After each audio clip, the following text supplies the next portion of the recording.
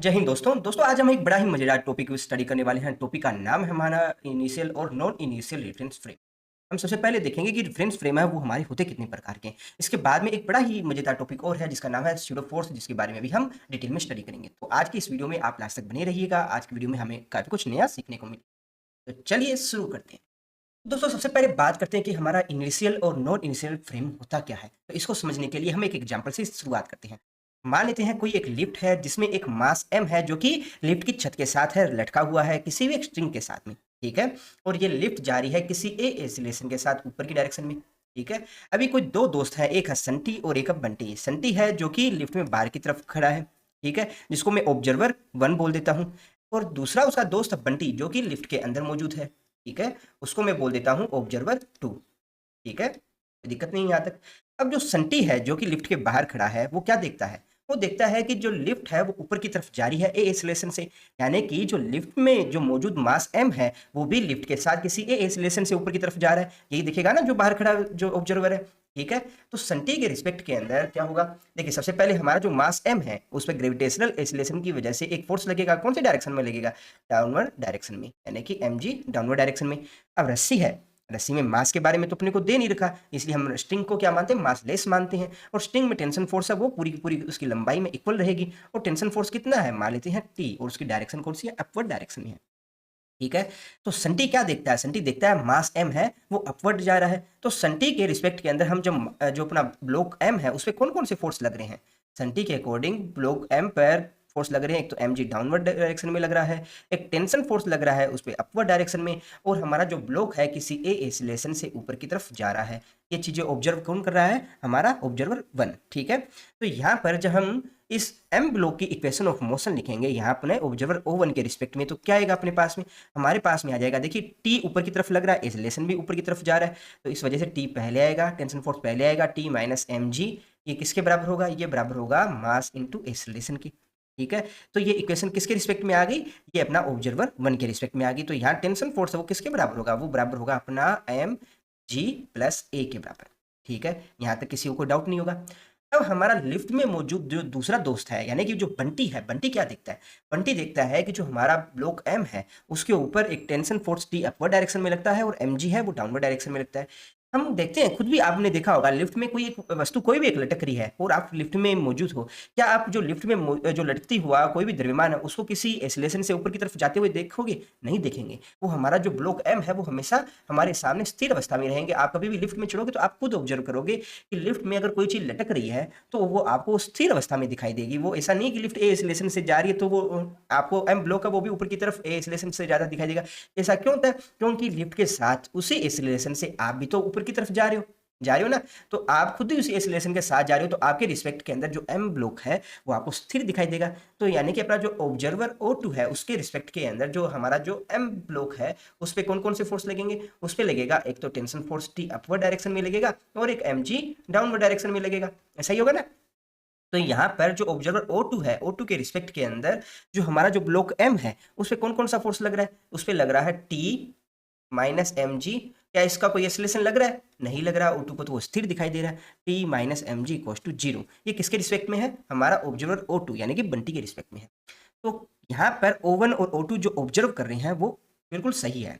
दोस्तों हमारे दोनों ऑब्जर्वर ने जो अपनी आंखों से देखा उसके अकॉर्डिंग उन्होंने क्या है कि जो इक्वेशन यहाँ बनाई है, हमें लग रहा है कि ये दोनों इक्वेशन ही बिल्कुल करेक्ट है और बिल्कुल सही भी है। हमने जो न्यूटन के लॉ ऑफ मोशन में हमने यही तो देखा है कि किसी भी बॉडी के ऊपर जो जितना भी फोर्स लगता है वो फोर्स किसके बराबर होगा, वो फोर्स बराबर होगा मास इंटू एक्सीलरेशन के। ये हमने कौन से नियम के अंदर पढ़ा है, ये हमने पढ़ा है न्यूटन का जो सेकंड लॉ ऑफ मोशन उसमें पढ़ा है। सेकंड लॉ ऑफ मोशन में हमने क्या देखा है, हमने देखा है कि कोई भी ऑब्जेक्ट है उसके ऊपर अगर हम एफ फोर्स अप्लाई करते हैं तो वो किसके बराबर होगा, जो अप्लाइड फोर्स है वो उस ऑब्जेक्ट का जो मोमेंटम में चेंज है उसके बराबर होता है, यानी कि उसके मास इंटू एक्सीलरेशन के बराबर होता है। तो उसी के अकॉर्डिंग हमने यहाँ ये इक्वेशन लिखी, ठीक है। जो ऑब्जर्वर 2 देखता है कि इसका एक्सीलरेशन 0 है, इसी वजह से उसने ये इक्वेशन बनाई, और ऑब्जर्वर 1 देखता है कि उसने ए एक्सीलरेशन देखा तो उसने ये इक्वेशन बनाई, ठीक है। तो दोनों ही सही देख रहे हैं, परंतु आपके अंदर से एक आवाज आ रही हो कि कुछ तो गड़बड़ है दिया, है ना, कुछ ना कुछ तो गड़बड़ है यहाँ पे। इसको मैं एक एग्जाम्पल और देकर आपको समझाना चाहता हूँ। अभी क्या होता कि इसी लिफ्ट के अंदर आप 1 किलो आम लेकर जा रहे होते हैं। यहाँ पर जो आम का जो वेट है वो हमने ले रखा है 1 केजी, ठीक है? और इस 1 केजी वेट वाले जो आम है उसको हम ले जाकर किसी इलेक्ट्रॉनिक जो वेटिंग मशीन है, यानी कि कोई भी एक इलेक्ट्रॉनिक कांटा है उसमें ले जाके रख देते हैं, ठीक है? एक ऑब्जर्वर यानी कि हमारा जो संटी है वो लिफ्ट के बाहर खड़ा है और जो बंटी है वो लिफ्ट के अंदर खड़ा है। संटी बंटी को कहता है कि ये ले भाई 1 केजी आम, ठीक है? और इसको ले जा, ठीक है? अब बंटी है उसको बिना वेट किए उसको ले जाता है, ठीक है? और ले जाने के बाद लिफ्ट में रख देता है किसी भी इलेक्ट्रिक कांटे के ऊपर। अब जैसे ही लिफ्ट है ऊपर की तरफ चलना शुरू कर देती है, किस रफ्तार से? 5 मीटर पर सेकंड स्क्वायर की रफ्तार से, ठीक है? अब बंटी और संटी है, दोनों क्या-क्या रीडिंग इसकी देख रहे हैं, ठीक है? बंटी और संटी क्या-क्या इसकी रीडिंग देखते हैं।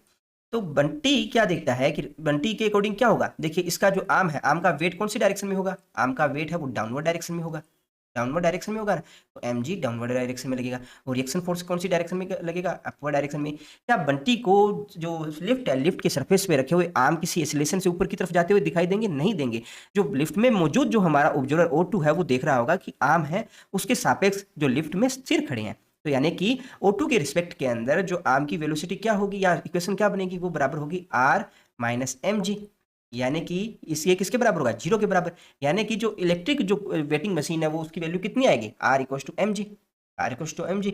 यानी कि जो O2 दिखाएगा कि आम है वो आपका mg, यानी कि उसका आम का वेट कितना? आम का वेट हो जाएगा आपका 10 केजी। ये क्या है? r क्या शो कर रहा है? उसका वेट ही तो दिखा रहा है।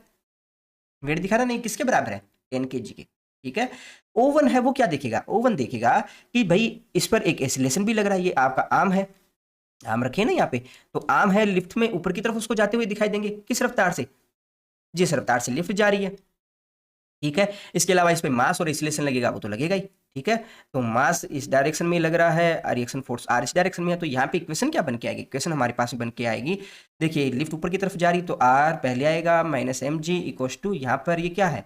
Mass into acceleration. मास कितना है? मास इसका 1 है, 1, एक्सीलरेशन कितना है? 5, ठीक है? इसी प्रकार से mg की वैल्यू कितनी है? mg की वैल्यू यहाँ से अपने कैलकुलेट की 10 आ रहा है, तो यहाँ पर 10 वैल्यू पुट करते हैं, तो यहाँ पर r इक्वल टू कितना आ जाएगा? 50, ठीक है?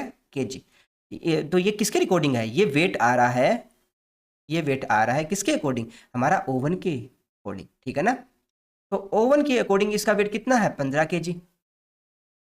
तो यहाँ ओवन के अकॉर्डिंग इसका वेट कितना आ रहा है? 15 kg, ठीक है? और O2 के अकॉर्डिंग इसका वेट कितना आ रहा है? 10 kg। अब क्या है कि ओवन है फोन करता है O2 को और कहता है कि भाई मैंने तेरे को जो आम दिए उसका वेट कितना है? मैं तो भूल गया कितना वेट है। वो जो O2 है वो देखकर कहेगा भाई 10 kg है।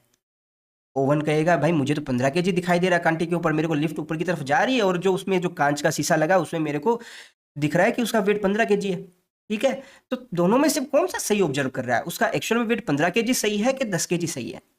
इसी प्रॉब्लम को दूर करने के लिए हम क्या करते हैं, जो न्यूटन का जो लॉ ऑफ मोशन है, न्यूटन के जो लॉ ऑफ मोशन है उसमें हल्का सा करेक्शन कर देते हैं। हम क्या करते हैं कि जो रेफरेंस फ्रेम बाहर खड़ा होकर देख रहा है उसके लिए जो न्यूटन के लॉ ऑफ मोशन है वो अलग तरह से वर्क करेंगे। जो रेफरेंस फ्रेम हमारा जो किसी एक्सीलरेशन के साथ जा रहा है उसके लिए जो न्यूटन के जो लॉ ऑफ मोशन है वो अलग तरह से वर्क करेंगे। इसी के आधार पर हम रेफरेंस फ्रेम है 2 पार्ट्स में डिवाइड कर लेते हैं, ठीक है? यहाँ पर एक चीज आपने और देखी है कि हमारा जो ओवन है वो ग्राउंड पे कैसी अवस्था में खड़ा है। यहाँ ओवन है हमारा ग्राउंड पे स्थिर अवस्था में खड़ा है, यानी कि जो हमारा ओवन है उसका एक्सीलरेशन कितना है? 0। किसके रिस्पेक्ट में? ग्राउंड के रिस्पेक्ट में। जो कि हमारा जो ऑब्जर्वर O2 है उसका एक्सीलरेशन कितना है? उसका एक्सीलरेशन है a, और किस डायरेक्शन में है? जिस डायरेक्शन में हमारा जो ऑब्जेक्ट जा रहा है उसी डायरेक्शन में, ठीक है ना? तो यहाँ पर इसी आधार पे हम 2 तरह के रेफरेंस फ्रेम पढ़ते हैं। पहला कौन सा रेफरेंस फ्रेम है? हमारा इनिशियल रेफरेंस फ्रेम, और दूसरा है हमारा नॉन इनिशियल रेफरेंस फ्रेम। यानी कि इनिशियल रेफरेंस फ्रेम यानी कि इसे हम बोलते हैं जड़त्वीय निर्देश तंत्र, जड़त्वीय निर्देश तंत्र, याद रह जाएगा। दूसरा हमारा नॉन इनिशियल यानी कि अजड़त्वीय निर्देश तंत्र, अजड़त्वीय निर्देश तंत्र, ठीक है? जड़त्वीय निर्देश तंत्र कौन सा है? जिसमें हमारा जो निर्देश तंत्र जो हम लेते हैं, यानी कि जो हमारा ऑब्जर्वर लेते हैं उसका एक्सीलरेशन क्या रहता है? 0 रहता है। हमारा जो अजड़त्वीय निर्देश तंत्र है उसमें हमारा जो ऑब्जर्वर है वो किसी ए एक्सीलरेशन के साथ मूव करते हो जाता है, ठीक है? याद रह जाएगा आपको। जड़त्वीय निर्देश तंत्र में हमें एक्सीलरेशन 0 लेना है, अजड़त्वीय निर्देश तंत्र में उसका एक्सीलरेशन वो डज नॉट इक्वल टू 0 होगा, ठीक है? ये काफी इंपॉर्टेंट है, याद रखिएगा इन दोनों को। हैं कि कोई एक कार है जो किसी ए एक्सीलरेशन से आगे की तरफ जा रही है, तो कार में बैठा जो व्यक्ति है, ठीक है, वो क्या है? ए एक्सीलरेशन से आगे की तरफ जा रहा है, तो वो किसका उदाहरण है? वो अपना नॉन इनर्शियल रेफरेंस फ्रेम का उदाहरण है। ठीक है, नॉन इनर्शियल रिफरेंस फ्रेम। ठीक है, जबकि एक व्यक्ति जो कि इस ग्राउंड पर स्थिर अवस्था में खड़ा है, ठीक है, तो उसका एक्सीलरेशन कितना है, उसका एक्सीलरेशन 0 है। तो ये किसका उदाहरण है, ये है इनर्शियल रेफरेंस फ्रेम का। ठीक है, अब हमारा O1 वो क्या ऑब्जर्व करता है, वो ऑब्जर्व करता है कि उससे कुछ दूरी पर जो पेड़ है, वो पेड़ क्या है, स्थिर अवस्था में है। ठीक है, और उसकी वेलोसिटी उसको क्या दिखाई देगी, जो O1 के रिस्पेक्ट के अंदर इसकी वेलोसिटी है वो 0 दिखाई देगी, इसका एक्सीलरेशन है वो भी 0 दिखाई देगा। ये किसके रिस्पेक्ट में, O1 के रिस्पेक्ट में। ठीक है, जबकि हमारा जो कार में बैठा व्यक्ति है वो क्या देखेगा, वो देखेगा कि पेड़ है वो किसी एक्सीलरेशन के साथ जा रहा है, और कौन से डायरेक्शन में जा रहा है, वो देखेगा जो पेड़ है वो पीछे की तरफ जा रहा है, किस एक्सीलरेशन के साथ, ए एक्सीलरेशन के साथ जा रहा है। ये देखेगा ना, आप खुद भी देखना, आप बस में या ट्रेन में जब कभी भी सफर करते हैं, आप देखेंगे जो सड़क किनारे जो पेड़ आपको दिख रहे हैं वो कौन सी डायरेक्शन में जा रहे हैं, वो आपसे अपोजिट डायरेक्शन में जा रहे हैं, अपोजिट डायरेक्शन में जाते हैं ना। तो ये किसकी वजह से हो रहा है, ये हो रहा है कि आप जिस फ्रेम में बैठे हो आपको लग रहा है कि उन पेड़ पर पीछे की तरफ एक बल लग रहा है, बल लग रहा है, और वो उस बल के कारण ए एक्सीलरेशन से पीछे की तरफ जा रहे हैं। ठीक है, तो ये आभासी बल जो यहाँ पे लग रहा है, ये आभासी बल जो अपना नॉन इनिशियल फ्रेम में बैठे व्यक्ति को जो महसूस हो रहा है, उसी आभासी बल को हम क्या बोलते हैं, स्यूडो फोर्स बोलते हैं, जो आपका यानी कि छद्म बल, इसी को कहा जाता है। यानी कि दोस्तों हमारा जो नॉन इनिशियल रेफरेंस फ्रेम होता है उसके अंदर जो बैठा व्यक्ति है वो एक एक्स्ट्रा फोर्स लगते हुए दिखाई देता है, इसके ऊपर जिस ऑब्जेक्ट को हम ऑब्जर्व कर रहे हैं, और उसकी डायरेक्शन कौन सी होती है, उसकी डायरेक्शन हमेशा जिस डायरेक्शन में हमारा जो ऑब्जेक्ट है यानी कि जो रेफरेंस फ्रेम मूव कर रहा है उसके अपोजिट डायरेक्शन में लगती हुई उसको दिखाई देती है। तो यहाँ हमारा रेफरेंस फ्रेम कौन सी डायरेक्शन में मूव कर रहा है, ये ए एक्सीलरेशन के साथ जा रहा है पॉजिटिव एक्स डायरेक्शन में, और उसको क्या महसूस हो रहा है, उसको महसूस हो रहा है कि पेड़ है वो पीछे की तरफ जा रहा है और पेड़ का एक्सीलरेशन कितना, ए यानी कि उसकी नेगेटिव एक्स डायरेक्शन में। तो ये जो फोर्स लग रहा है उसको हम छद्म बोलते हैं, स्यूडो फोर्स बोलते हैं, छद्म या स्यूडो फोर्स। तो ये हमेशा किस में लगता है, ये हमेशा नॉन इनिशियल रेफरेंस फ्रेम में लगता है। ठीक है, और इसकी हमेशा डायरेक्शन कौन सी होती है, इसकी डायरेक्शन हमेशा जिस डायरेक्शन में हमारा जो रेफरेंस फ्रेम मूव करता है उसकी अपोजिट डायरेक्शन में लगता है। ठीक है, यहाँ तक याद रह जाएगा। शैडो फोर्स है कौन से में लगता है, नॉन इनिशियल रेफरेंस फ्रेम में लगता है। ठीक है, डायरेक्शन कौन सी होती है, डायरेक्शन कौन सी होती है, जिस डायरेक्शन में हमारा रेफरेंस फ्रेम जा रहा है उस डायरेक्शन में। ठीक है, तो फोर्स अब किसके बराबर होता है, फोर्स बराबर होता है हमारा मास इंटू एक्सीलरेशन के बराबर, मास इंटू एक्सीलरेशन के बराबर होता है। ये कौन सा है, ये सिस्टम पे जो नेट फोर्स लग रहा है उसको मैं रिप्रेजेंट कर रहा हूँ। ठीक है ना, तो हमारा स्यूडो फोर्स है उसको मैं एफपी से डिनोट कर देता हूँ, वो किसके बराबर होगा, वो बराबर होगा हमारा जो सिस्टम है यानी कि जो रेफरेंस फ्रेम जिस एक्सीलरेशन के साथ जा रहा है उसके अपोजिट डायरेक्शन में, तो इसलिए इसमें माइनस चिन्ह के साथ लगा के लिखते हैं। ठीक है, तो ये आपका छद्म बल हो गया। ठीक है, दोनों कंसेप्ट आपके समझ में आ गए होंगे। फिर भी हम कुछ और एग्जाम्पल लेते हैं ताकि ये कंसेप्ट आपको अच्छे से क्लियर हो पाए। दोस्तों इसको हमेशा याद रखिएगा, आपकी नोटबुक में इसको ऐड भी कर लीजिएगा कि यहाँ पे जो मास हम ले रहे हैं वो किसका है, जिस ऑब्जेक्ट के बारे में हमें स्टडी करना है उस ऑब्जेक्ट का हमें मास लेना है। यहाँ पर एक्सीलरेशन किसका लेना है, एक्सीलरेशन आपके रेफरेंस फ्रेम का लेना है कि रेफरेंस फ्रेम किस एक्सीलरेशन के साथ जा रहा है। तो हम देखेंगे कि हमारा जो ऑब्जेक्ट है, ऑब्जेक्ट पर एक एक्स्ट्रा फोर्स लगेगा। ठीक है, और उसकी वैल्यू कितनी होगी, वो बराबर होगा माइनस ऑफ एम। ठीक है, तो क्या इस स्यूडो फोर्स को लेने के बाद में हमारे जो न्यूटन के लॉ ऑफ मोशन है वो आराम से यहाँ वर्क करने लग जाएंगे, बिल्कुल यहाँ आराम से वर्क करने लग जाएंगे। यहाँ पर अपनों ने जो दोनों ऊपर एग्जाम्पल देखे थे यहाँ पर अभी, उन दोनों एग्जाम्पल के अंदर जिस डायरेक्शन के अंदर हमारा रेफरेंस फ्रेम जा रहा है, अगर उसके अपोजिट डायरेक्शन के अंदर हम एक स्यूडो फोर्स लगा दें तो यहाँ पर इक्वेशन है वो हमारी इक्वल बैठ जाती है। कैसे बैठ जाती है, देखिए यहाँ पर जो फर्स्ट एग्जांपल है उसमें हमारा ऑब्जेक्ट कौन सी डायरेक्शन में जा रहा है, ऑब्जेक्ट हमारा जा रहा है यहाँ पर ये वाली डायरेक्शन पॉजिटिव वाई डायरेक्शन, तो यानी कि वाई डायरेक्शन में जा रहा है।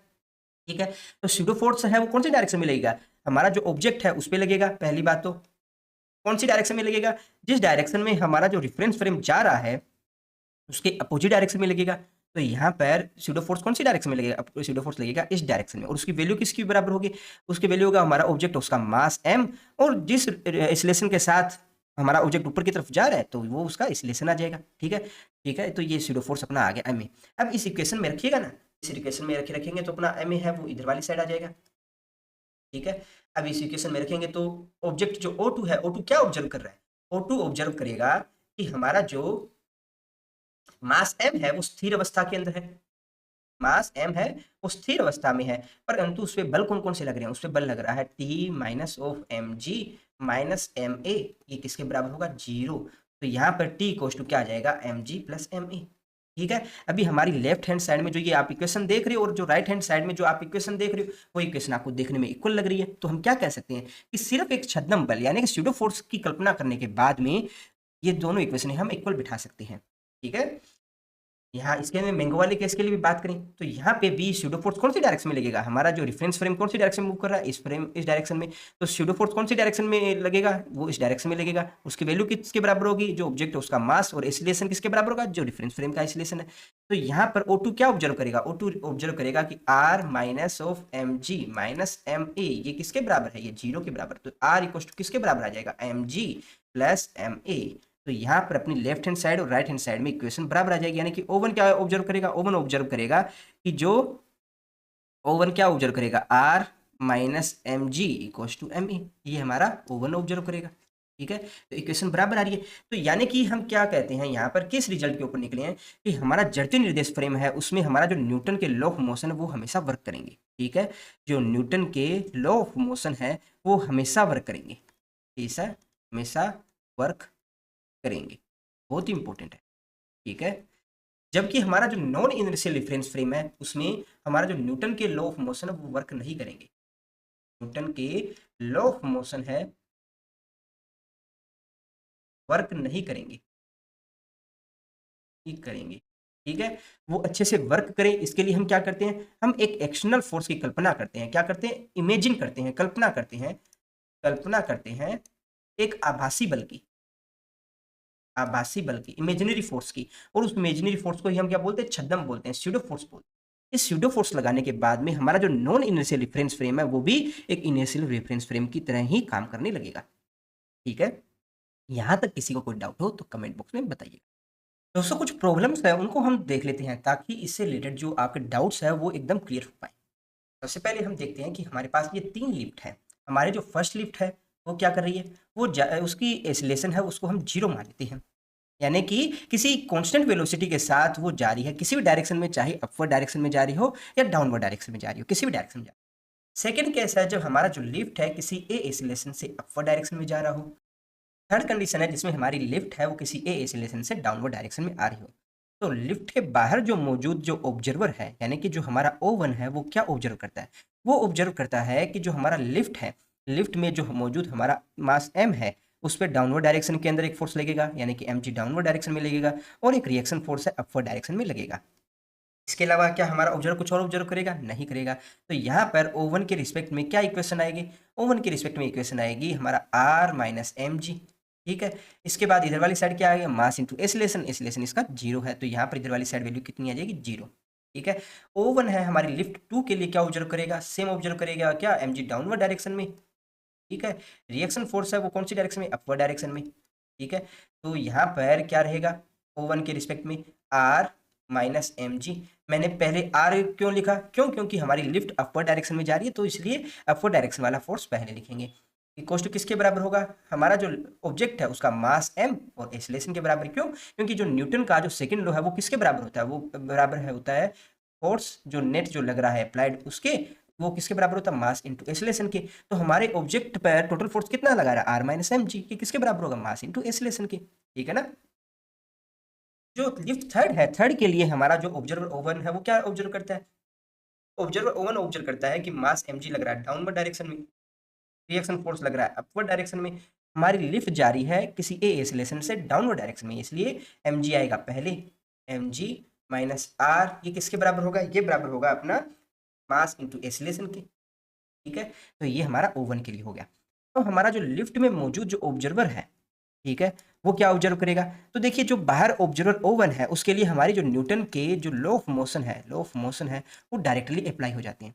ठीक है, हम जानते हैं जब ऑब्जर्वर O2 है, O2 के लिए जो न्यूटन के लॉ ऑफ मोशन है वो डायरेक्टली अप्लाई नहीं होंगे, डायरेक्टली अप्लाई नहीं होंगे तो हम क्या करेंगे, हम करेंगे एक स्यूडो फोर्स की कल्पना करेंगे, और उस स्यूडो फोर्स को हम किस डायरेक्शन में लगाएंगे, जिस डायरेक्शन में हमारा जो डिफरेंस फ्रेम है वो जा रहा है उसके अपोजिट डायरेक्शन में लगाएंगे। तो हमारा जो O2 है वो भी इजिली है न्यूटन के लॉ ऑफ मोशन लगाकर वहाँ इक्वेशन है आराम से कैलकुलेट कर पाएगा। यहाँ पर किसी तरह का एक्सीलरेशन है नहीं लग रहा, तो O2 भी क्या ऑब्जर्व करेगा, O2 भी ऑब्जर्व करेगा कि R minus M G equal to 0। ठीक है, तो R equal to M G हो जाएगा। हमारा जो सेकंड लिफ्ट है, लिफ्ट के लिए क्या रहेगा, एक्सीलरेशन इसका कौन सी डायरेक्शन में, अपवर्ड डायरेक्शन में है, तो यहाँ O2 ऑब्जर्व करेगा कि इस पे एक स्यूडो फोर्स लगेगा और कौन सी डायरेक्शन में लगेगा, ए के अपोजिट डायरेक्शन में लगेगा, और उसकी डायरेक्शन कौन सी होगी, इस डायरेक्शन में, ठीक है, एम में लगेगा। तो O2 के रिस्पेक्ट के अंदर जो इक्वेशन क्या बनेगी, O2 के रिस्पेक्ट में बनेगी R minus of M G minus M A equals to 0, ठीक है। तो यहाँ पर देखिए दोनों की इक्वेशन बराबर आ रही है ना, ऊपर वाली भी क्या आ रही है अपने पास जी प्लस ए, और यहाँ पर भी अपने पास में क्या आ रही है, r equals to M g plus a, ठीक है, कोई डाउट नहीं है। यहाँ पर ऊपर वाली में अपने पास में यहाँ से रिजल्टेंट क्या आ रहा है, आर इक्वल्स टू क्या आ जाएगा, एम जी माइनस ए आएगा, आप करके देखिएगा। अब इसी चीज को अगर हमारा ऑब्जर्वर O2 ऑब्जर्व करता है तो क्या होता है, अपना रेफरेंस फ्रेम कौन सी डायरेक्शन में जा रहा है, डाउनवर्ड डायरेक्शन में, किसी ए एक्सीलरेशन से, तो स्यूडो फोर्स कौन सा लगेगा, स्यूडो फोर्स लगेगा ए के अपोजिट डायरेक्शन में, यानी कि इस डायरेक्शन में, ठीक है। तो हमारा जो ऑब्जेक्ट है, ऑब्जेक्ट का क्या आ जाएगा, जो इक्वेशन क्या आएगी, R plus a minus M g to 0, sorry m a आएगा ना, अकेला ए नहीं आएगा, ठीक है। तो इसको हम थोड़ा शॉर्ट में किस तरह से लिखेंगे, इसको हम लिखेंगे r equals to M G minus a. तो यहाँ से आप देख रहे हो कि जो अपवर्ड डायरेक्शन में आपने जो ये इक्वेशन लिखी है और ये जो इक्वेशन लिखी है बराबर है, ठीक है। तो हम जो इनर्शियल रेफरेंस फ्रेम, ये ऊपर वाला क्या है आपका इनर्शियल रेफरेंस फ्रेम के लिए, और जो डाउनवर्ड कौन सा है आपका नॉन इनर्शियल रेफरेंस फ्रेम है। सिर्फ हम एक स्यूडो फोर्स की कल्पना करके उसको एक इमेजिन करके हम बड़ी ही आसानी से दोनों में रिलेशन है वो बना सकते हैं।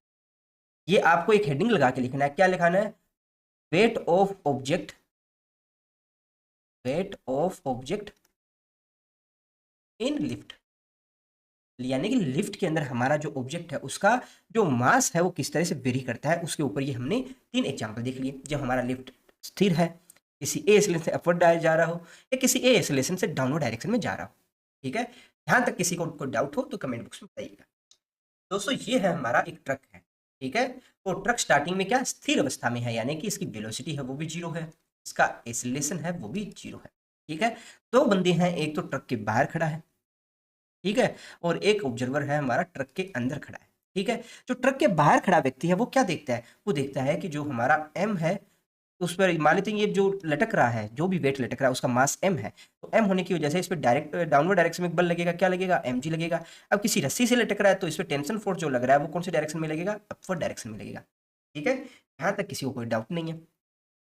अब क्या होगा कि जैसे ही हमारा जो ये ट्रक है ये किसी ए एक्सीलरेशन से आगे की तरफ जाना शुरू कर देगा, उस कंडीशन में क्या होगा, उस कंडीशन के अंदर क्या ये हमारा जो ब्लॉक है ऐसे ही लटकता रहेगा, नहीं, उस कंडीशन में हमारा जो ब्लॉक है वो इस डायरेक्शन में आ जाएगा। ये आप एक्सपीरियंस है खुद से करके देख सकते हो। किस तरह से देखेंगे, आप ट्रेन में जाइएगा, एक रस्सी से कोई भी एक ऑब्जेक्ट को लटकाइएगा, और जब ट्रेन पूरी स्पीड में आगे की तरफ जा रही तो आप देखेंगे कि ट्रेन आपने जो रस्सी से लटका रखी कोई भी बॉल है, गेंद है, ये हल्की से पीछे की तरफ जाएगी और ये क्या बनाएगी, एक थीटा एंगल बनाएगी, ठीक है।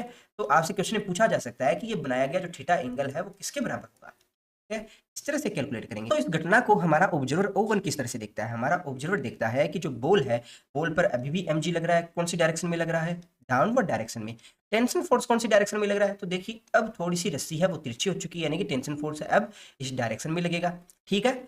तो यहाँ पर जो टेंशन फोर्स है उसके 2 साइड में अपने को कंपोनेंट बनाने पड़ेंगे। क्यों बनाने पड़ेंगे, क्योंकि हमें यहाँ पर इक्वेशन ऑफ मोशन लगानी है, तो हम पहले देखते हैं एक्स डायरेक्शन में जो लगने वाले बल है उनको देखते हैं, और फिर वाई डायरेक्शन में जो लगने वाले बल है उनको देखते हैं।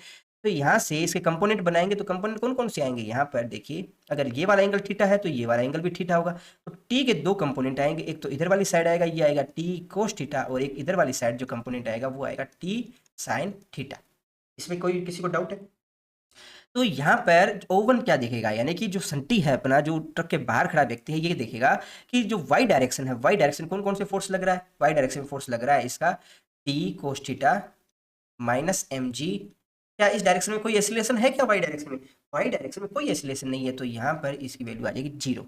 अब O1 क्या देखता है एक्स डायरेक्शन में, एक्स डायरेक्शन में O1 देखता है कि भाई अपना टी या सॉरी एक तो लगता है एक्स डायरेक्शन में कौन सा फोर्स लग रहा है, ऑब्जेक्ट पे सिर्फ एक्स डायरेक्शन में एक फोर्स लग रहा है टी साइन थीटा, ठीक है ना, सिर्फ टी साइन थीटा फोर्स लग रहा है, और उस फोर्स की वजह से हमारा जो ऑब्जेक्ट एम है ये किस एक्सीलरेशन से जा रहा है, क्योंकि देखिए ट्रक अगर ए एक्सीलरेशन से आगे की तरफ जा रहा है तो ट्रक में मौजूद जितने भी व्यक्ति होंगे वो भी उसी एक्सीलरेशन से आगे की तरफ जाते हुए दिखाई देंगे। आप कभी भी देखना, आप अगर प्लेटफॉर्म पर खड़े हो और आपके सामने कोई ट्रेन खड़ी है, जब ट्रेन स्थिर खड़ी है तो आपको उसमें बैठी सवारियां वो स्थिर दिखाई देगी, पर जैसे ही ट्रेन है चलना शुरू कर देती है, तो आपको ट्रेन में बैठी सवारियां हैं वो भी उसी वेलोसिटी के साथ सेम डायरेक्शन में जाती हुई दिखाई देगी। तो यहाँ पर गेंद है वो भी सेम इसी डायरेक्शन में ए एक्सीलरेशन से जाते हुए दिखाई देगी। तो यहाँ पर जो अपना मास m है उस पर क्या एक्सीलरेशन लग रहा है, ये किसके बराबर, ये न्यूटन के सेकंड लॉ से ही अपने निकाला है। ठीक है, तो यहाँ से अपने पास में दो इक्वेशन निकल कर आ गई। क्या निकल कर आ गया अपने पास, t cos theta equal to M g और t sine theta equal to M a. इसको हम इक्वेशन 1 मानते हैं और इसको इक्वेशन 2 मानते हैं। इक्वेशन 2/1 जब हम करेंगे तो आपके पास में क्या आ जाएगा, tan theta equal to a by g आ जाएगा। यहाँ से आप इसको और सोल्व करोगे तो थीटा इक्वल टू किसके बराबर आ जाएगा, टेन इनवर्स ए बाई जी। यहाँ तक किसी को डाउट हो तो बताइए।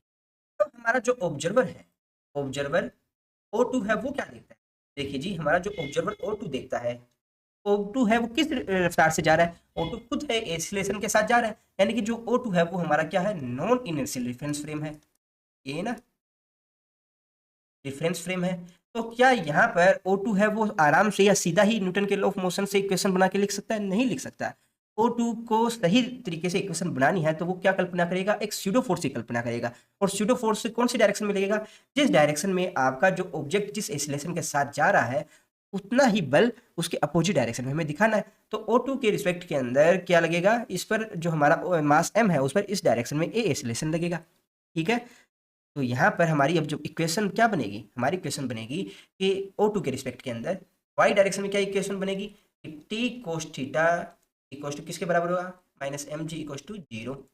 ठीक है, सेकंड x डायरेक्शन में क्या इक्वेशन बनेगी, देखिए O2 को जो मास m है वो स्थिर अवस्था में दिखाई देगा, क्या वो गति करते हुए दिखाई देगा, नहीं देगा। तो उस कंडीशन में O2 देखेगा कि देखिए इसका x डायरेक्शन में क्या बल लग रहा है, a लग रहा है।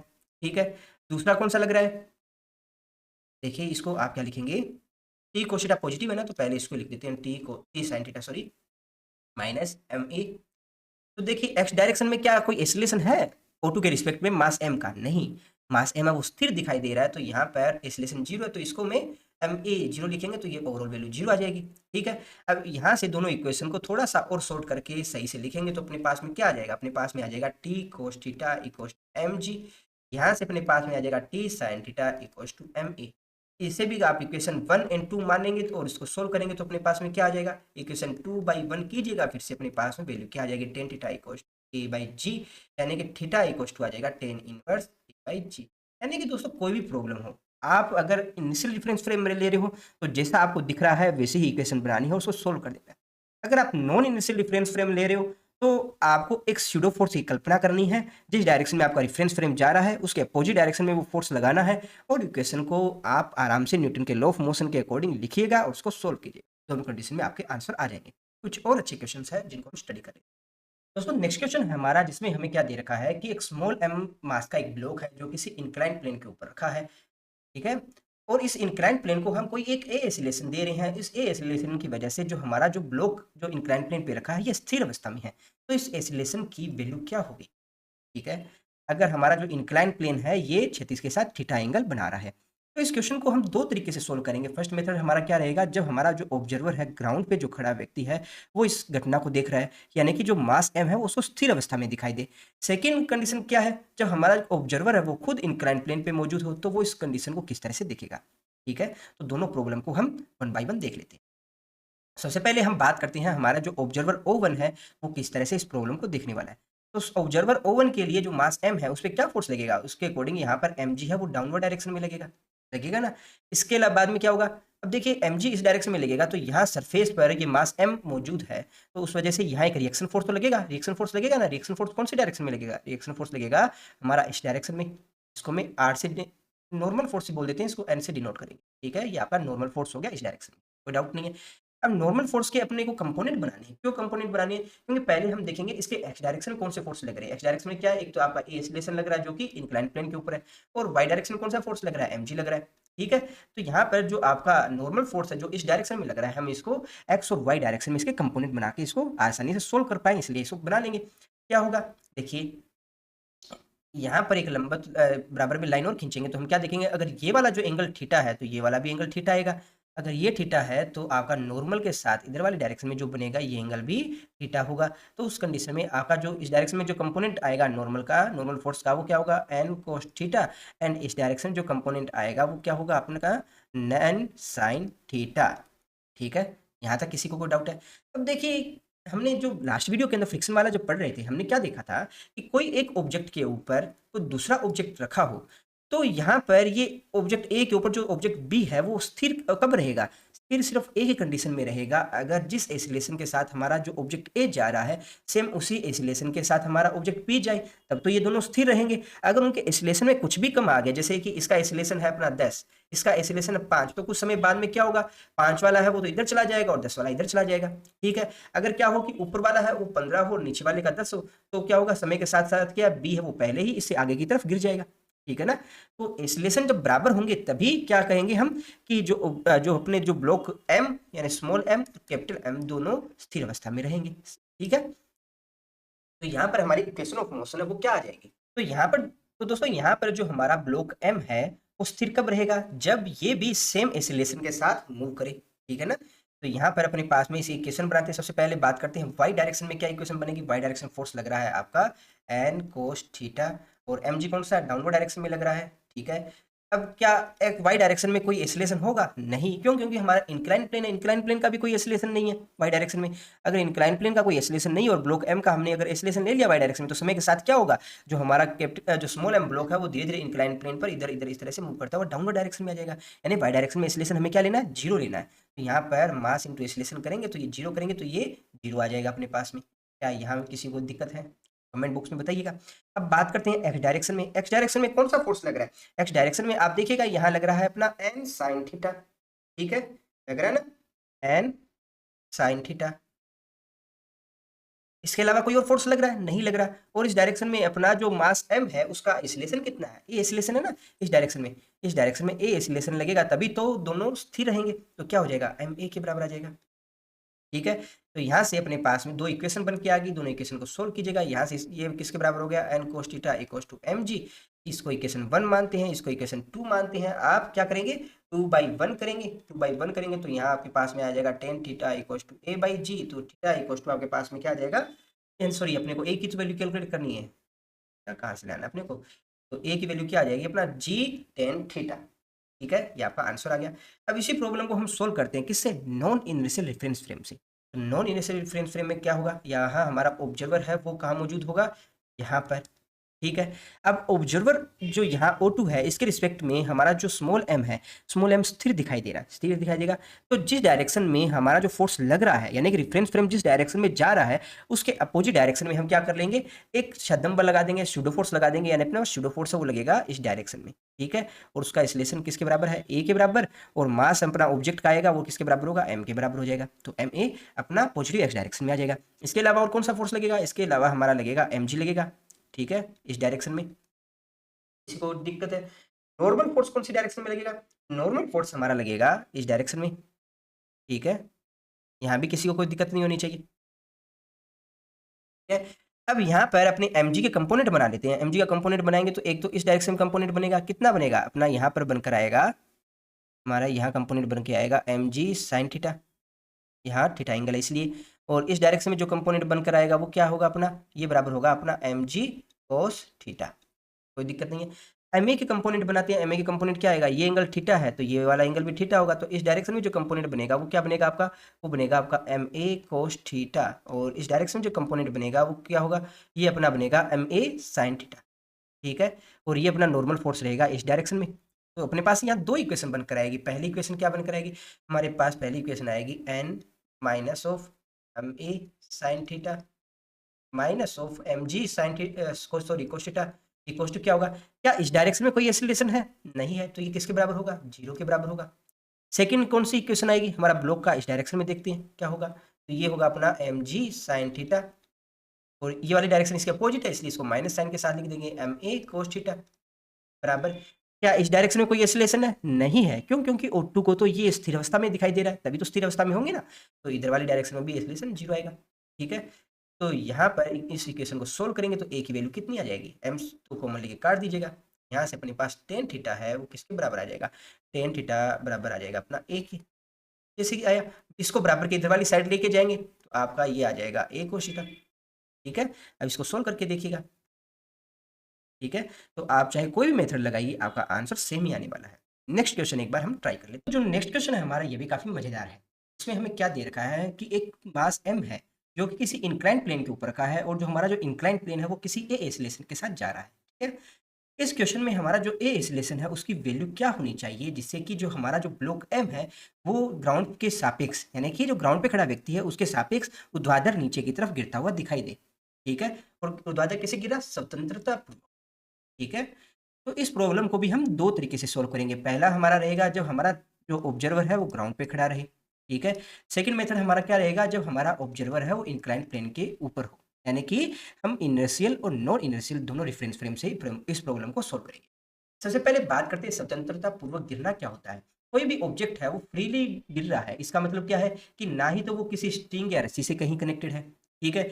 तो उस पर किसी तरह का टेंशन फोर्स वो नहीं लग रहा। सेकंड क्या है कि ऑब्जेक्ट है वो कहीं भी ग्राउंड के कॉन्टेक्ट में नहीं है, यानी कि उस पर किसी भी तरह का नॉर्मल फोर्स है वो नहीं लग रहा। इसी प्रॉब्लम को सोल्व करते हैं हमारा ऑब्जर्वर ओवन के रिस्पेक्ट के अंदर। ठीक है?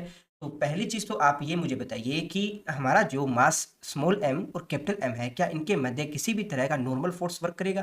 देखिए नॉर्मल फोर्स अब वर्क नहीं करेगा। क्यों नहीं करेगा? क्योंकि अगर नॉर्मल फोर्स लगेगा तो यहाँ पर कभी भी हमारा जो मास m है वो स्वतंत्रता पूर्वक नहीं गिरेगा। उसको अगर फ्रीली गिरना है, आपने एक सेब है वो आसमान में उछाला और उछालने के बाद में वो वापस धरती के ऊपर आ रहा है, तो उसकी मैक्सिमम हाइट से वो नीचे की तरफ आ रहा है, तो उस ऑब्जेक्ट पे सिर्फ कौन सा फोर्स लग रहा है? उस पर सिर्फ ग्रेविटेशनल फोर्स लग रहा है, यानी कि उस पर सिर्फ ग्रेविटेशनल एक्सीलरेशन ही लग रहा है। इसे हम क्या बोलते हैं? उसका फ्री फॉल बोलते हैं, यानी कि स्वतंत्रता पूर्वक गिर रहा है। इसके अलावा कोई फोर्स नहीं लग रहा है।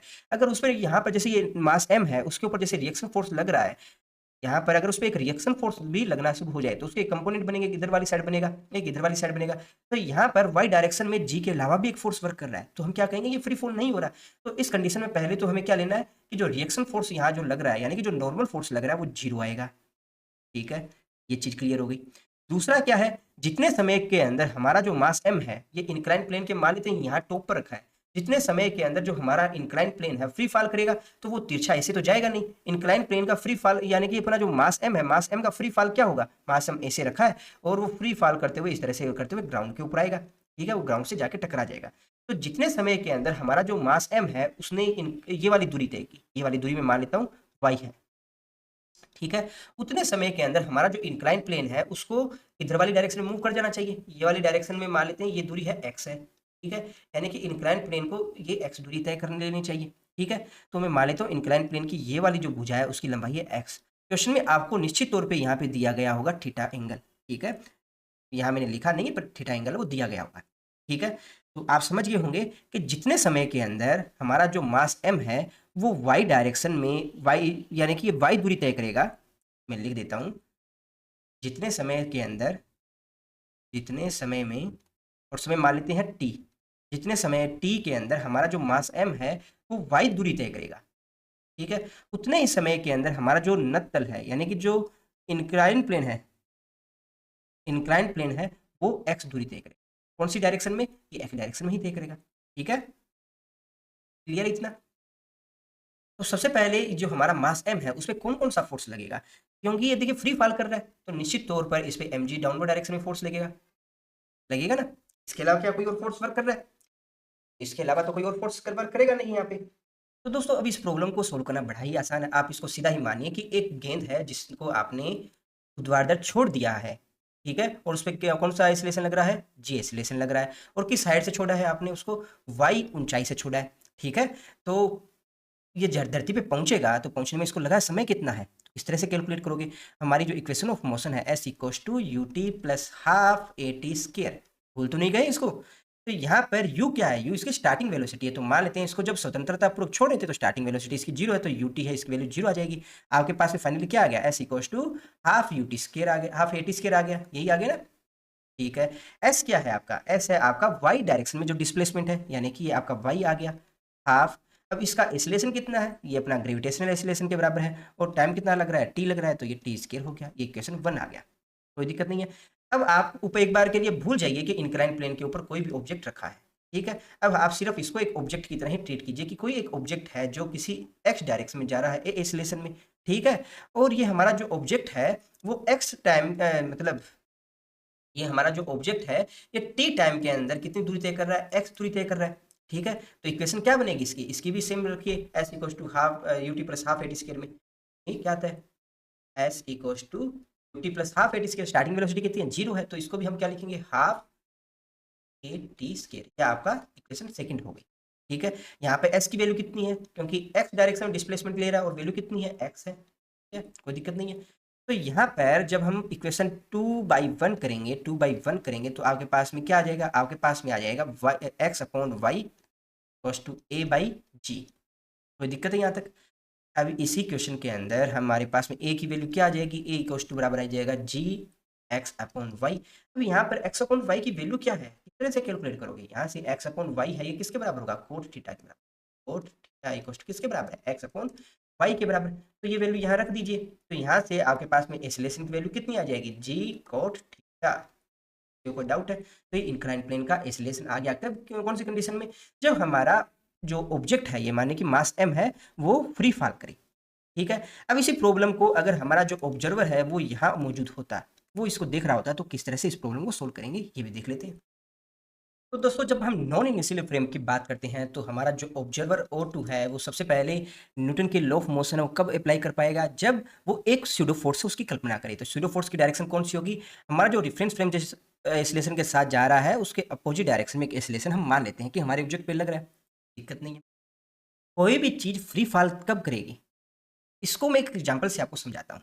देखिए ये हमारे पास में एक लिफ्ट है, ठीक है, लिफ्ट के अंदर हमारा ऑब्जर्वर है वो रखा है, रखा क्या बैठा है, ठीक है, ये ऑब्जर्वर O2 है, सेम कलर में बनाते हैं, में आपके आसानी से आएगा। ये ऑब्जर्वर अपना O2 है और ये अपना लिफ्ट है, ठीक है, कोई डाउट नहीं है यहाँ तक। यहाँ पे लिफ्ट की छत पर आपने एक रखा है मास m, ठीक है, ये मास m रखा है, ठीक है। अब क्या है कि हमारी जो लिफ्ट है वो किसी ए एक्सीलरेशन से ऊपर की तरफ जा रही है।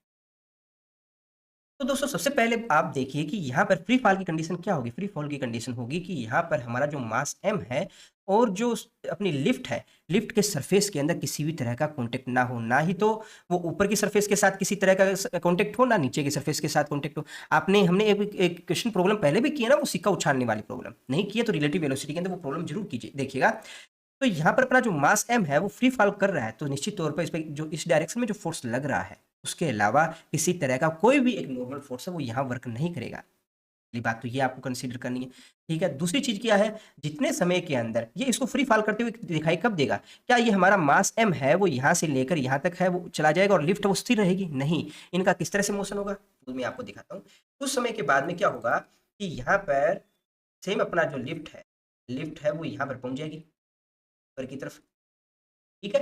किस वजह से पहुंच जाएगी, क्योंकि अपवर्ड डायरेक्शन के अंदर हमारा ए एक्सीलरेशन लग रहा है और लिफ्ट में मौजूद जो यहाँ पर ये हमारा ऑब्जर्वर है और ये मास m है, उतनी समय के अंदर यहाँ नीचे लिफ्ट की सतह पे आ जाता है। तो आप क्या देख रहे हो कि जितने समय के अंदर हमारा जो लिफ्ट है ये वाई डायरेक्शन में ये वाली दूरी तय करता है, उतने समय के अंदर हमारा जो मास m है ये वाली दूरी तय करेगा वाई डैश, ठीक है। तभी क्या है, ये एक तरह से स्वतंत्रता पूर्वक मोशन होगा। दूसरा क्या है, किसी भी तरह का कॉन्टेक्ट नहीं है, यानी कि जो नॉर्मल फोर्स है वो अपने को लेना है 0। दो चीजें आपको कंसीडर कर ली। अब आते हैं हमारे इंक्लाइन प्लेन के ऊपर। इंक्लाइन प्लेन के ऊपर हमारा जो मास m है उसकी वजह से कौन सा फोर्स लगेगा, यहाँ पर mg लगेगा। mg की डायरेक्शन कौन सी होगी, डाउनवर्ड डायरेक्शन होगी। इसका एंगल आपको दे रखा है थीटा एंगल है, तो mg के कंपोनेंट अपने निकालेंगे तो एक इस साइड आएगा और एक इस साइड आएगा, क्या आएगा mg cos थीटा, ठीक है। इस डायरेक्शन में mg sin थीटा। अब देखिए ये एंगल थीटा है तो ये एंगल भी थीटा है, तो यहाँ पर जो a है, a के कंपोनेंट कितने आएंगे अपने पास, a के कंपोनेंट अपने पास में 2 बनेंगे। एक तो इधर वाली साइड a का कंपोनेंट बनेगा और वो कितना बनेगा, a का इधर वाली साइड जो कंपोनेंट बनेगा वो अपने पास में आ जाएगा a sin थीटा, और इधर वाली साइड है वो कंपोनेंट आएगा वो क्या आ जाएगा अपने पास a cos थीटा, ठीक है। अब ये a अकेला अच्छा नहीं लग रहा ना, मास m के साथ लिख देते हैं, मास m के साथ लिखेंगे तो ऐसा आ जाएगा, तो कोई दिक्कत है, नॉर्मल फोर्स तो लगेगा नहीं। तो अब अपने एक तो इस डायरेक्शन में इक्वेशन बनाते हैं, कि इस डायरेक्शन में इक्वेशन बनाते हैं, ठीक है। ये फ्री फॉल की कंडीशन में अपने नॉर्मल फोर्स को 0 ले लिया, ठीक है। पर अगर नॉर्मल फोर्स लग रहा होता तो इसमें हम कंसीडर करते, पर नहीं लग रहा नहीं करेंगे। तो अब इक्वेशन बनाइए, क्या आएगा अपने पास इक्वेशन। तो हमारा जो मास m है उस पर कौन कौन से फोर्स लग रहा है, इस पर सबसे पहले तो लग रहा है अपना ma sin थीटा, ठीक है। मैं कौन सी डायरेक्शन देख रहा हूँ, पहले ये वाली डायरेक्शन देख रहा हूँ, तो इसमें ma sin थीटा, और इसमें इस डायरेक्शन में कौन सा फोर्स लग रहा है, ये लग रहा है mg cos थीटा, तो ये अपोजिट डायरेक्शन है इसलिए माइनस लगाता हूँ, ठीक है। इस डायरेक्शन में कोई एक्सीलरेशन है नहीं है तो इसको मैं 0 लगा देता हूँ, ठीक है। इसको आप सोल्व करोगे m कैंसिल आउट करके, तो अपने पास में a की वैल्यू किसके बराबर आ जाएगी, g cot थीटा, ठीक है, यही सेम वैल्यू हमने कैलकुलेट किया था जब हम ये इनिशियल रेफरेंस फ्रेम में लेकर सोल्व कर रहे हैं। ठीक है, तो दोनों पूरे तरीके से इसे सोल्व कर सकते हो, आपके आंसर हमेशा इक्वल ही आएंगे। ठीक है, एक क्वेश्चन और मैं करवा देता हूँ। तो हमारा जो नेक्स्ट क्वेश्चन है, इसमें हमारे पास में क्या है कि एक स्मॉल एम मास का कोई भी एक ब्लॉक है जो कि इंक्लाइन प्लेन के ऊपर रखा गया है। स्टार्टिंग में क्या है, हमारा सिस्टम है वो साम्यावस्था की स्थिति में। साम्यावस्था की स्थिति में है, इसका मतलब क्या है कि जो सिस्टम पर जो एक्सटर्नल जो फोर्स लग रहा है वो 0 है। ठीक है, ठीक है, इसमें हमारे सिस्टम में साम्यावस्था में की स्थिति से इसको जब छोड़ा जाता है तो हमारे सिस्टम में जो अपना इंक्लाइन प्लेन है उसका एक्सीलरेशन क्या होगा वो हमें कैलकुलेट करना है। तो इस तरह से कैलकुलेट करेंगे, इसको देख लेते हैं। सबसे पहले देखते हैं हमारे सिस्टम पर कौन कौन से फोर्स अप्लाई हो रहे हैं। तो यहाँ पर देखिए हमारा जो मास m है उस पर कौन सा फोर्स लग रहा है। मास m पर ग्रेविटेशनल एक्सीलरेशन की वजह से mg लगेगा डाउनवर्ड डायरेक्शन में। क्वेश्चन में हमें दे रखा है कि जो इंक्लाइन प्लेन है ये जो अपना क्षैतिज के साथ है थीटा एंगल पे बनाते हुए। ठीक है, तो यहाँ पर mg है, mg के कंपोनेंट क्या निकल कर आएंगे अपने पास में। mg के कंपोनेंट हमारे पास में निकल कर आएंगे, एक तो इधर वाली साइड में निकल कर आएगा जिसकी वैल्यू होगी mg साइन थीटा, और एक इधर वाली इस तरफ निकल कर आएगा जिसकी वैल्यू होगी अपने पास में mg कोस थीटा। यहाँ तक किसी को कोई डाउट है? अब इसके बाद में बात करते हैं कि इन दोनों सरफेस के ऊपर जो कॉन्टेक्ट सरफेस है, कॉन्टेक्ट सरफेस कौन सी है, ये वाली। यहाँ पर हमारा जो ब्लॉक है वो इंक्लाइन प्लेन को टच कर रहा है, तो कॉन्टेक्ट सरफेस के ऊपर एक नॉर्मल फोर्स लगेगा। तो एक नॉर्मल फोर्स लगेगा मास m के ब्लॉक के ऊपर लगेगा ना, उसकी डायरेक्शन होगी ये। ठीक है, इसके अलावा एक नॉर्मल फोर्स है वो इंक्लाइन प्लेन के ऊपर लगेगा। ठीक है, उसकी डायरेक्शन होगी ये। ठीक है, इसमें कोई डाउट है किसी को तो बताइएगा। अब हमारे मान लेते हैं इस एम ब्लॉक के कारण जो यहाँ पर जो अपना नॉर्मल फोर्स लग रहा है उसके कारण से हमारा जो इंक्लाइन प्लेन है वो किसी एसिलेशन के साथ जा रहा है। तो किस एसिलेशन के साथ जा रहा है, वो जा रहा है इस डायरेक्शन में, और एसिलेशन हम बोल देते हैं ए। ठीक है, अब एक ऑब्जर्वर मानते हैं जो कि इंक्लाइन प्लेन के ऊपर ही मौजूद है। वो ऑब्जर्वर क्या देखता है, वो देखता है कि जो एम मास है वो तो जा रहा है नेगेटिव एक्स डायरेक्शन में, इस डायरेक्शन में। ठीक है, जबकि खुद को वो क्या मानेगा, स्थिर मानेगा, स्थिर मानेगा ना। तो इस कंडीशन के अंदर क्या होगा, जो हमारा जो ऑब्जर्वर है ये O2 है, इसके रिस्पेक्ट के अंदर जो मास m पर इधर वाली डायरेक्शन के अंदर फोर्स लगेगा, और क्या लगेगा, ma के बराबर। ठीक है, इसका खुद का मास और जो सिस्टम का आइसोलेशन उसके बराबर। यहाँ तक किसी को कोई दिक्कत नहीं है। अब क्या करेंगे, दोनों का अलग से फ्री बॉडी डायग्राम बना लेते हैं और इस प्रॉब्लम को सोल्व करते हैं। तो हमारे पास में क्या आ जाएगा, हमारा जो ब्लॉक m है उस पर कौन कौन से फोर्स लग रहे हैं। उस पर हमारा जो फोर्स लग रहा है, पहले तो ये वाली डायरेक्शन आप लेते हैं, इसमें कौन कौन से फोर्स लग रहे हैं। इसमें लग रहा है नॉर्मल फोर्स है वो अपवर्ड डायरेक्शन में लग रहा है, और दूसरा जो अपना mg कोशिटा है वो इस डायरेक्शन में लगता है। ठीक है, इसके अलावा जो हमारा mg साइन थीटा है वो कौन सी डायरेक्शन में लगेगा, mg साइन थीटा अपना लगेगा इस डायरेक्शन में। ठीक है, तो हमारा ब्लॉक m है इसके ऊपर हम एसिलेशन के भी कंपोनेंट है वो तैयार कर लेते हैं ताकि प्रॉब्लम को सोल्व करना हमारे लिए आसान हो जाएगा। तो क्या रहेंगे कंपोनेंट, अगर ये एंगल अपना थीटा है तो ये वाला एंगल भी अपने पास थीटा आएगा। तो यहाँ पर थीटा एंगल रहेगा तो एम ए की कंपोनेंट कौन से बनेगा, एक तो इस डायरेक्शन में कंपोनेंट बनेगा और उसकी वैल्यू कितनी होगी, ये वाली वैल्यू होगी एम ए साइन थीटा, और एक इधर वाली साइड में कंपोनेंट निकल कर आएगा वो क्या होगा अपने पास एम ए कोस थीटा। तो ये वैल्यू भी यहाँ रख देते हैं, क्या आ जाएगा, एम जी साइन थीटा की डायरेक्शन में कंपोनेंट अपना कौन सा आ रहा है एम ए कोस थीटा, और एक इधर वाली साइड में कंपोनेंट निकल कर आएगा कितना है एम ए साइन थीटा। ठीक है, तो यहाँ पर जब इस प्रॉब्लम में वैल्यू रखेंगे तो अपने पास में क्या आ जाएगा, अपने पास में जो ये O2 क्या देखेगा, O2 देखेगा कि नॉर्मल फोर्स प्लस अपना m a sine theta minus of अपना m g cos theta equals to 0। ठीक है, ये एक प्रॉब्लम अपने पास में आ गई। इसके अलावा जो हमारा इंक्लाइन प्लेन है, इंक्लाइन प्लेन के लिए क्या हो जाएगा, हमारा जो इंक्लाइन प्लेन है उसके ऊपर कौन कौन से फोर्स लग रहे हैं, ये आपका इंक्लाइन प्लेन रहा जो कि 36 के साथ बना रहा है थीटा एंगल। इस पे सिर्फ एक ही फोर्स लग रहा है और वो लग रहा है हमारा नॉर्मल फोर्स। ठीक है, इसके अलावा कोई फोर्स नहीं लग रहा, तो ये किसके बराबर हो जाएगा नॉर्मल फोर्स, ये नॉर्मल फोर्स लग रहा है। नॉर्मल फोर्स के भी हम कंपोनेंट बना लेते हैं, कंपोनेंट क्या बनेगा, क्योंकि देखिए इसका हमारे इंक्लाइन प्लेन का इस डायरेक्शन में एक्सीलरेशन कितना है ए, तो अगर ये वाला एंगल थीटा है तो आप खुद से बताइएगा यहाँ जो एंगल बन रहा है ये कितना होगा थीटा, तो ये कितना होगा 90 माइनस थीटा, तो यहाँ से ये वाला जो एंगल बनेगा ये कितना आ जाएगा थीटा। तो यहाँ से जो नॉर्मल फोर्स है इसके कंपोनेंट बनेगा, एक तो इस डायरेक्शन में कंपोनेंट बनेगा और एक इस डायरेक्शन में कंपोनेंट बनेगा, तो इसकी वैल्यू कितनी हो जाएगी, ये हो जाएगी एन साइन थीटा, और इधर वाली साइड का एन कोस थीटा। यहाँ तक कोई दिक्कत है।